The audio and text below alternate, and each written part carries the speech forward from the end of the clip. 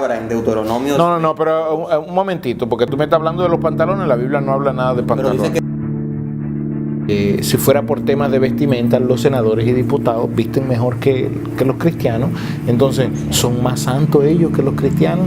no sé si usted apoyaría en su ministerio de adoración que vengan unas jóvenes con unas prendas, unos pantalones hasta aquí.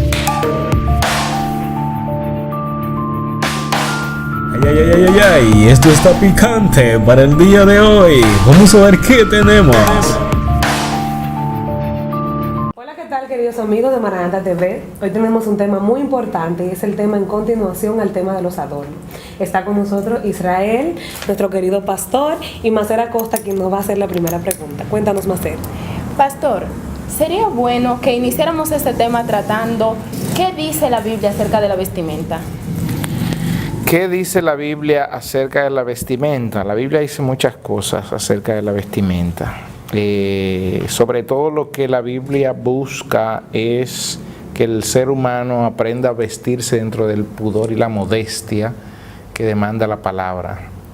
Pero no hay una regla definida de qué es lo que debe vestirse o cómo debe vestírselo.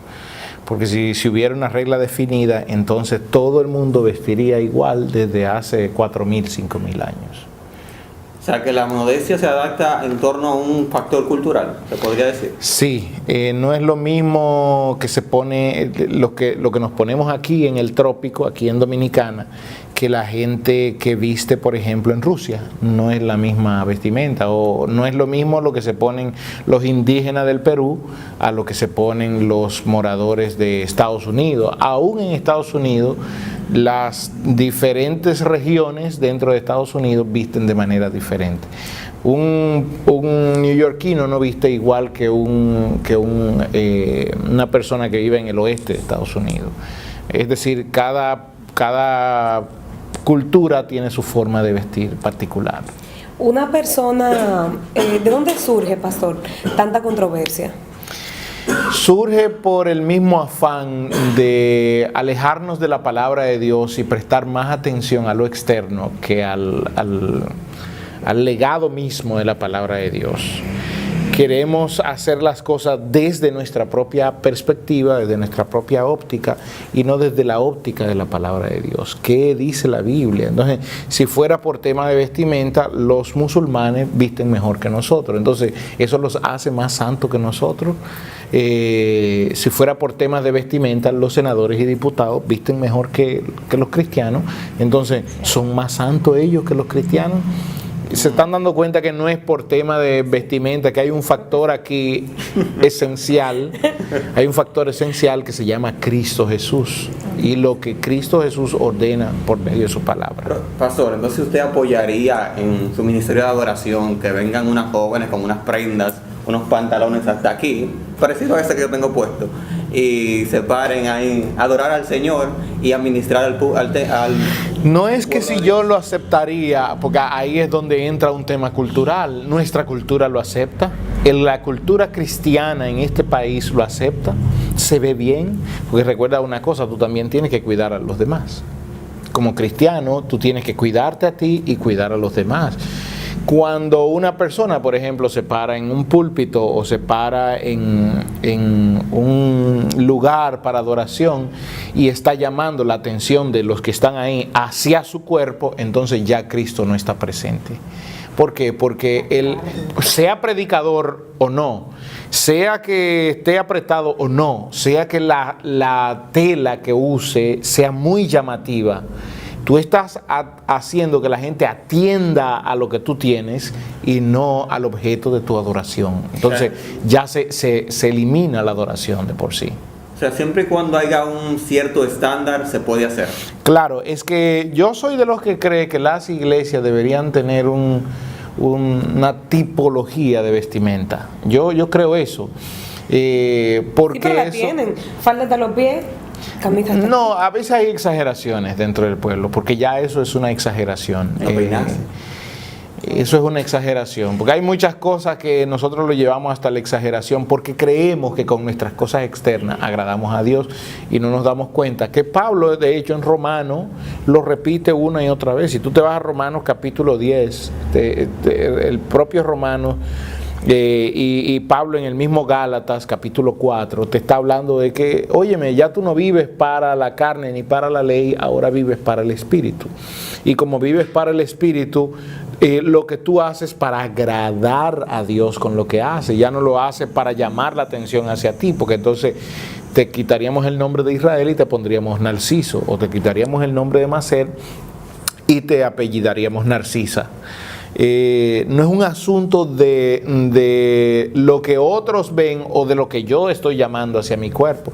Es un asunto que Cristo debe crecer en todos nosotros, y para Cristo crecer yo tengo que controlar incluso el no hacerle daño a los demás. Okay. O sea, pero si es una vigilia y yo vengo en pijama, yo puedo pararme en la vigilia y adorar al Señor con mi pijama. No tiene nada que ver. ¿Qué tiene que ver que tú te pongas? Yo te voy a libertinaje, pastor. Yo te voy a hacer una pregunta. Entonces, Real, en tu caso sería lo que era. Más respeto. yo quiero hacerte una pregunta. Entonces, si tú estás desnudo, ¿tú no puedes adorar a Dios desnudo? ¿El iglesiano? No, pastor. Eso no se puede. Claro que tú puedes adorar a Dios. No. Pero en tu casa, ¿Cómo? en tu habitación. No, pero a ver. Yo me puedo hincar a orar de rodillas. Vamos por desnuda. parte, Claro. no, vamos por parte, para que entendamos un poquito y no llevemos esto un poco sino que Dios se avergüenza de tu desnudez, es lo que tú me estás diciendo. Entonces, si Dios se avergüenza de tu desnudez, ¿por qué te creó desnuda?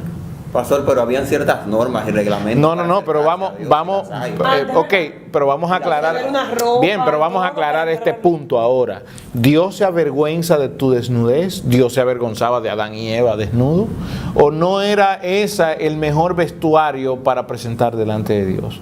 No quiero decir que hoy sea igual, las cosas han cambiado, claro está. Y hoy la lujuria del hombre, en ese momento Adán y Eva no existía la lujuria ni existía el pecado. Hoy sí hay lujuria, hoy eso tiene que ser controlado.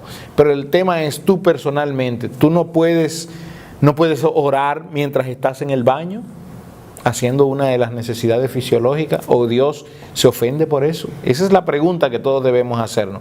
Si es así, yo quisiera entonces que alguien con la Biblia me lo demostrara. ¿Y los indígenas, pastor?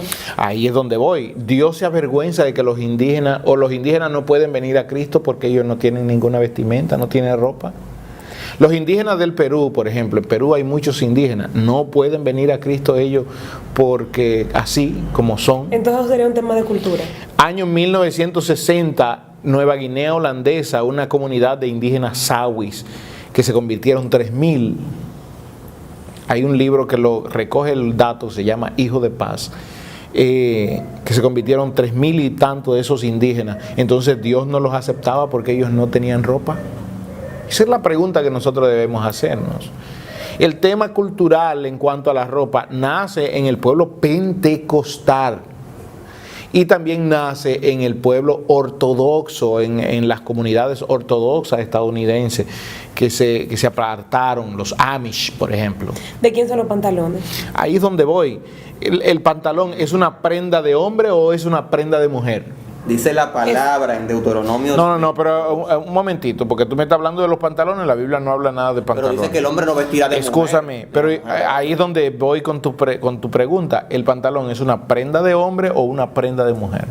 Una prenda de hombre, pastor. ¿De dónde sacamos esa información? La cultura.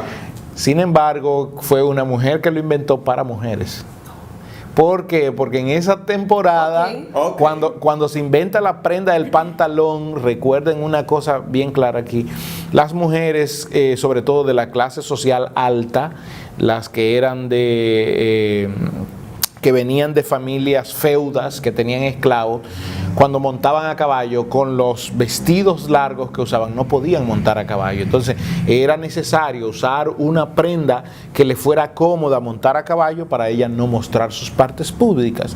Es ahí donde se crea el pantalón para eso. Es decir, el pantalón no es una invención para hombres, es una invención para mujeres. Falda. Entonces, las cosas cambian cuando nosotros conocemos mejor la historia. Bien, luego el mismo pantalón se adapta porque era mejor para los hombres que salían a la guerra, y sobre todo los árabes salían a la guerra y salían con sus vestimentas largas. Ustedes saben que los árabes visten túnicas largas. Fue necesario ir acortando las túnicas, incluso llevarlas hasta más arriba de las rodillas, porque era más fácil la movilidad con las túnicas. Aquellos que no aceptaban las túnicas tan cortas, entonces ellos tomaban la túnica y se hacían como en forma de un pantalón, se las recogían. Y ahí donde nace que el hombre en guerra usara más pantalón. Pero según el sentido, el día de hoy entonces nosotros deberíamos usar túnicas en vez de pantalones, porque el pantalón no es una invención que viene de la Biblia. La diferencia entre la invención de la ropa de la Biblia y la invención en relación a hombre y mujer estaba básicamente en los colores y en la largura de la ropa. Los hombres podían usar la ropa manga corta y menos ceñida al cuerpo. La mujer la usaba más ceñida al cuerpo y con más colores. La ropa que usaban las mujeres era con más colores.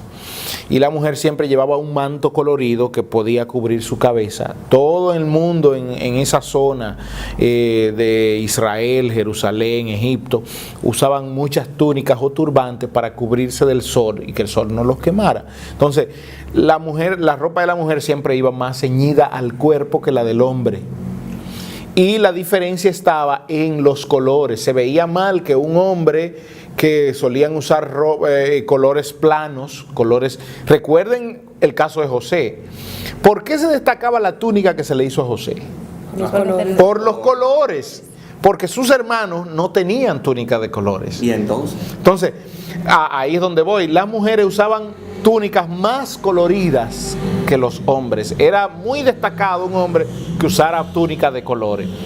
Los esclavos, recuerde que Israel fue esclavo durante 400 años en Egipto, no usaban túnicas de colores, usaban túnicas de un solo color porque la vestimenta definía también al esclavo. En las casas la vestimenta definía al esclavo. Y el esclavo no era comparado, el esclavo solamente usaba una túnica. El amo usaba túnica, usaba cinto y usaba encima de la túnica una capa que servía cuando la noche le atrapaba en un camino, podía echarse a dormir y arroparse con la capa. Por eso Jesús hablando decía, si alguien quiere tomar la capa servía como protección. Si alguien quiere tomar la capa, óyeme, quítate la ropa y dásela también. Ok, pastor, eso ok. La iglesia se ha inventado muchas reglas en cuanto al tema de la vestimenta. Por ejemplo, ¿usted duerme en pijama, pastor? No, yo duermo desnudo. ¿Usted apoya ciertas vagabunderías? No, a ver, vamos por partes. Porque Así es que se ve, todo esto que tú quieres llamar vagabundería se quiere también... Cansa. Y... 1, 2, 3, 1, 2, 3, 1, 2, 3. Rael, ¿en serio? El tema. Ok, gracias. Osla, ¿qué tal? Ay, no, es que se me Adorno.